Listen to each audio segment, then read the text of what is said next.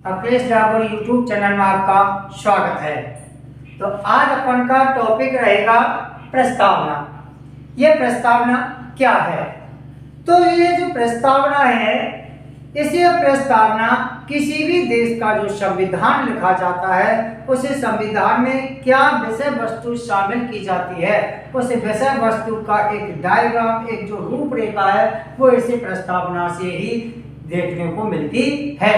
तो अपन हमारे भारतीय संविधान में ये जो प्रस्तावना है, इस प्रस्तावना का जो उद्देश्य प्रस्ताव था, इस उद्देश्य प्रस्ताव को हमारे संविधान सभा की जो तीसरी बैठक हुई थी 13 दिसंबर 1946 को, कब हुई थी?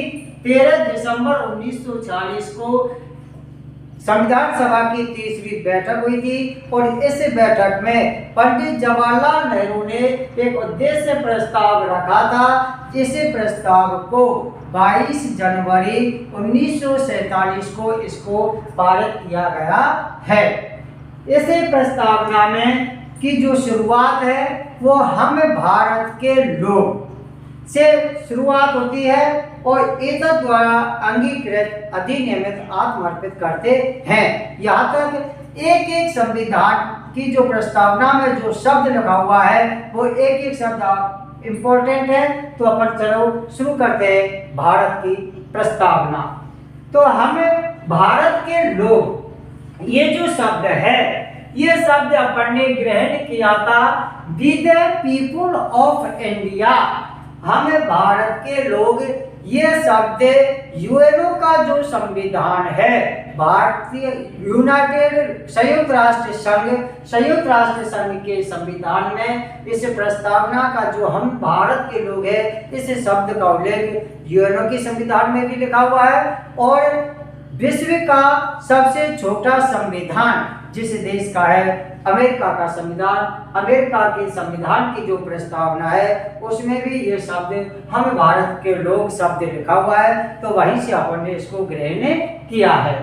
इसके बाद अपन का आता है कि भारत को एक संपूर्ण प्रभुत्व संपन्न समाजवादी, पंथनिरपेक्ष, लोकतंत्रात्मक गणराज्य बनाने के लिए तथा उसके समस्त नागरिकों को सामाजिक, आर्थिक और राजनीतिक न्याय, विचार, अभिव्यक्ति, विश्वास, धर्म और उपासना की स्वतंत्रता, यानी 5 प्रकार की भारतीय जो लोग हैं उनको 5 प्रकार की स्वतंत्रता दी गई है।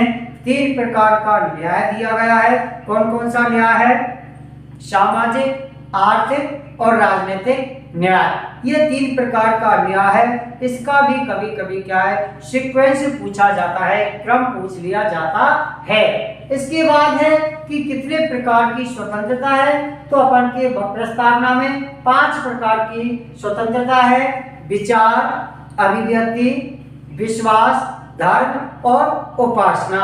ये 5 प्रकार की स्वतंत्रता है जो आम भारतीय लोगों को 5 प्रकार की स्वतंत्रता प्रदान की गई है।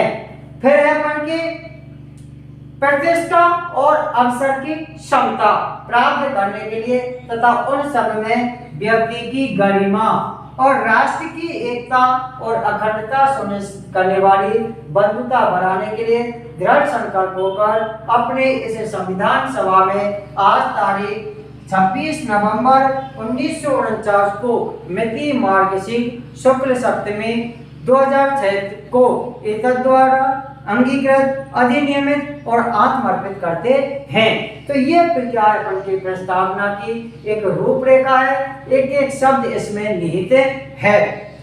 अब क्वेश्चन आता है कि हमारी जो प्रस्तावना है, इस प्रस्तावना में अब तक कितने संशोधन हो चुके हैं? तो आपके लिए बता दें कि हमारी प्रस्तावना में अब तक केवल एक बार ही संशोधन हुआ है और वो संशोधन हुआ था 42वां संविधान संशोधन आया था दोस्तों 1976 में। कब हुआ था? 42वां संविधान संशोधन 1976 में। 42वां संविधान संशोधन 1976 के द्वारा 3 शब्दों को भारतीय संविधान की जो प्रस्तावना है, इस प्रस्तावना में उनको जोड़ा गया। तो पहला जो शब्द है वो शब्द है समाजवादी। पहला शब्द कौन सा है? समाजवादी। दूसरा शब्द है पंथ निरपेक्ष। पंथ निरपेक्ष, निरपेक्ष, पंथ निरपेक्ष, ये दूसरा शब्द है। और तीसरा जो शब्द है वो तीसरा शब्द है अपन का और अखंडता। और अखंडता, और अखंडता, इन तीन शब्दों को 42वें संविधान संशोधन के द्वारा हमारी जो प्रस्तावना है, इस प्रस्तावना में इन शब्दों को जोड़ा गया। यानी कहां कहां पर जोड़ा गया? तो पहला है अपन का, पहला जो नंबर का है वो समाजवादी, दूसरा है पंथ निरपेक्ष और तीसरा है और अखंडता, इंटीग्रिटी। तो पहला कौन सा है? समाजवादी यानी सोशलिस्ट, पंथ निरपेक्ष यानी सेकुलर, एंड और इंटीग्रिटी और अखंडता। इन तीनों शब्दों को 42वां संविधान संशोधन 1976 के द्वारा हमारे प्रेमबल में यानी जो प्रस्तावना है, इस प्रस्तावना में जोड़ा गया। कौन कौन से? पहला है समाजवादी, दूसरा है पंथ निरपेक्ष और तीसरा है और अखंडता। तो अब तक संविधान में सिर्फ एक बार संशोधन हुआ है। अब क्वेश्चन आता है कि इस प्रस्तावना को चेंज कौन कर सकता है? तो आप बता दें कि प्रस्तावना में किसी भी प्रकार का अगर संशोधन करना होता है तो संसद कानून बना करके इसमें संशोधन कर सकते हैं। और अब तक एक बार ही इसमें क्या हुआ है? संशोधन हुआ है। अब ये जो पढ़ की प्रस्तावना है, इस प्रस्तावना के बारे में कुछ बौद्धिक वाले जो व्यक्ति हैं, बुद्धिमान वाले जो व्यक्ति हैं, उन्होंने इस प्रस्तावना के बारे में कुछ सेंटेंस कहे हैं, उनको बात करते हैं। तो पहला है के एम मुंशी। के एम मुंशी ने कहा कि जो प्रस्तावना है, इसी प्रस्तावना हमारे संविधान की राजनीतिक जन्म कुंडली है। यानी पूरी से प्रस्तावना को के एम मुंशी ने इसको राजनीतिक जन्म पत्र की संज्ञा दी। इसके बाद दूसरा व्यक्ति आता है सर अल्लादी कृष्णा स्वामी अय्यर ने। इस अय्यर साहब ने प्रस्तावना को दीर्घकालीन सपने, क्या कहा? प्रस्तावना को दीर्घकालीन सपने की संज्ञा दी थी। इसके बाद प्रस्तावना संविधान का कुंजी या नोट है, ये कहने वाले थे अर्नेस्ट वार्कर। प्रस्तावना को संविधान की कुंजी नोट किसने कहा? अर्नेस्ट वार्कर ने कहा। प्रस्तावना को दीर्घकालीन सपने किसने कहा? अल्लादी कृष्णा स्वामी अय्यर साहब ने इसको प्रस्तावना को संविधान के दीर्घकालीन सपने कहा।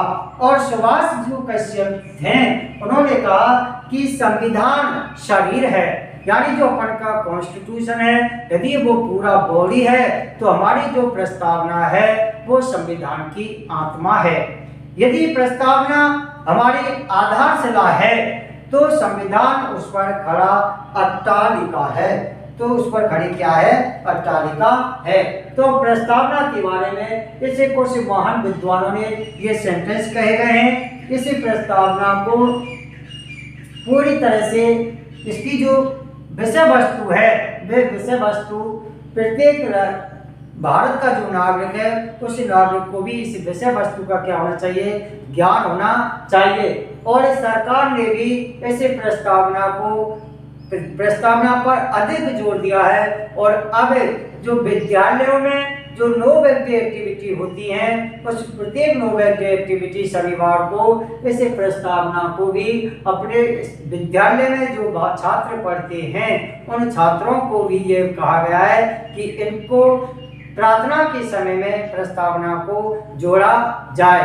तो ये प्रस्तावना हमारे संविधान की मूल आत्मा है, संविधान की राजनीतिक कुंडली है, जन्मपत्री है, संविधान की हृदय है, आत्मा है। पंडित जवाहरलाल नेहरू ने भी हमारे भारतीय संविधान का जो अनुच्छेद 32 है, उस 32 को जो संवैधानिक उपचारों का जो अधिकार है, मूल अधिकार, उस मूल अधिकार को भी भीमराव अंबेडकर साहब ने इसको संविधान की आत्मा कहा। लेकिन हमारे भारतीय संविधान की जो आत्मा है, वो आत्मा किसे कहा जाता है दोस्तों? इस प्रेम्बल यानी प्रस्तावना को कहा जाता है।